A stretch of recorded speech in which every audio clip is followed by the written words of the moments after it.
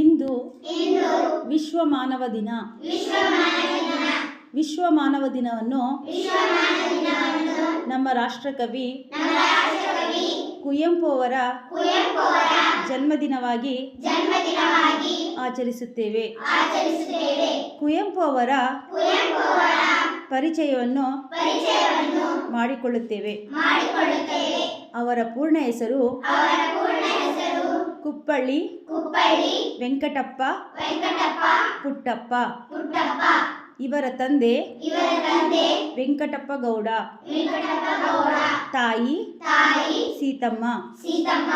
ಇವರು ಜನಿಸಿದ್ದು 29 ಡಿಸೆಂಬರ್ 1904 ಶಿವಮೊಗ್ಗ ಜಿಲ್ಲೆಯ ತೀರ್ಥಹಳ್ಳಿ ತಾಲೂಕಿನ ಕುಪ್ಪಳ್ಳಿ ಎಂಬಲ್ಲಿ. ಇವರ ಮರಣ 11 ನವೆಂಬರ್ 1994. ಇವರ ಕೃತಿಗಳು ಪ್ರಮುಖವಾಗಿ ಶ್ರೀ ರಾಮಾಯಣ ದರ್ಶನಂ. ಈ ಕೃತಿಗೆ ಜ್ಞಾನಪೀಠ ಪ್ರಶಸ್ತಿ ಲಭಿಸಿದೆ. ಇವರ ಕವನ ಸಂಕಲನಗಳು ಕೊಳಲು, ಪಕ್ಷಿಕಾಶಿ, ಪಾಂಚಜನ್ಯ. ಕಥಾ ಸಂಕಲನಗಳು ನನ್ನ ದೇವರು, ಸನ್ಯಾಸಿ ಮತ್ತು ಇತರೆ ಕಥೆಗಳು.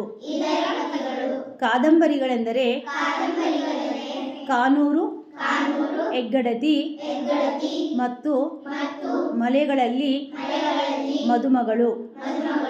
ಇವರ ಪ್ರಮುಖ ನಾಟಕಗಳು ಜಲಗಾರ, ಯಮನ ಸೋಲು. ಇವರ ಆತ್ಮಕಥನ ನೆನಪಿನ ದೋಣಿಯಲ್ಲಿ. ಇವರಿಗೆ ಲಭಿಸಿದ ಪ್ರಶಸ್ತಿಗಳೆಂದರೆ ಜ್ಞಾನಪೀಠ ಪ್ರಶಸ್ತಿ, ಕೇಂದ್ರ ಸಾಹಿತ್ಯ ಅಕಾಡೆಮಿ ಪ್ರಶಸ್ತಿ, ಪಂಪ ಪ್ರಶಸ್ತಿ, ಕರ್ನಾಟಕ ರತ್ನ ಪ್ರಶಸ್ತಿ. ಹೀಗೆ ಅನೇಕ ಪ್ರಶಸ್ತಿಗಳು ಲಭಿಸಿವೆ. ಮನುಜಮತ ವಿಶ್ವಪಥ, ಮನುಜಮತ ವಿಶ್ವಪಥ. ನಮ್ಮ ರಾಷ್ಟ್ರಕವಿ ಕುವೆಂಪು ಅವರಿಗೆ ಜಯವಾಗಲಿ.